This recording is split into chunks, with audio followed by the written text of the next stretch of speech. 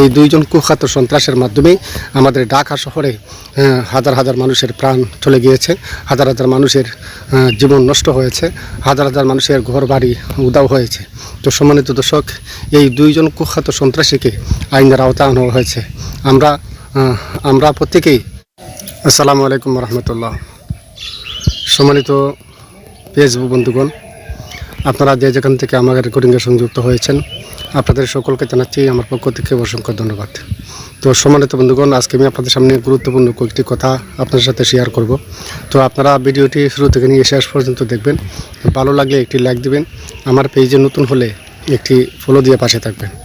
তো সম্মানিত বন্ধুগণ, আপনারা জানেন গত কাল 12টার পর থেকে নিয়ে আমাদের বাংলাদেশে যৌথ বাহিনীর সমন্বয়ে আমাদের বাংলাদেশে চিরুনি অভিযান চলছিল। সেই অভিযানের মধ্য দিয়ে দুই কুখ্যাত সন্ত্রাস দুই ব্যক্তিকে আমাদের স্কয়ার বাহিনী যৌথ বাহিনী গ্রেপ্তার করেছে।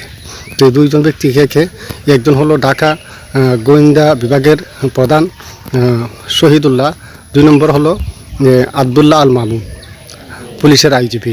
এই দুইজন পুলিশের আইজিপিকে যৌথ বাহিনী গ্রেপ্তার করেছে। আলহামদুলিল্লাহ, সুম্মা আলহামদুলিল্লাহ। হে আল্লাহ, তুমি যে এই দুর্নীতিবাদদেরকে মানুষের সামনে এনে দিয়েছো, আল্লাহ তোমার শুকরিয়া আদায় করি। তো সম্মানিত দর্শক, এই ভিডিওটি আমরা প্রত্যেকে প্রচার করব, যাতে করে সকল মানুষ জানতে পারে যে আমাদের বাংলাদেশের গোয়েন্দা পুলিশের 2জন আইজিপিকে গ্রেপ্তার করেছে। তো সম্মানিত দর্শক, তারা কী পরিমাণ দেশের মধ্যে অরাজকতা সৃষ্টি করেছিল, তারা কী পরিমাণ দেশের মধ্যে মারামারি সৃষ্টি করেছিল, তারা কী পরিমাণ দেশের মধ্যে লুটতরা সৃষ্টি করেছিল, আপনারা এখন বুঝতে পারবেন। তো সম্মানিত দর্শক, তারা তারা শত কোটি টাকার মালিক। তাদের বিভিন্ন জায়গায় বিভিন্ন প্লট, বিভিন্ন ঘর বাড়ি, বিভিন্ন স্থাপনা তারা ক্রয় করেছে। তো সম্মানিত দর্শক, আমরা প্রত্যেকে দোয়া করব আরও যারা দুর্নীতিবাজ আছে, প্রত্যেকটা দুর্নীতিবাজকে যেন আইনের আওতায় আনা হয়। তো সম্মানিত দর্শক, আপনারা ভালো থাকুন।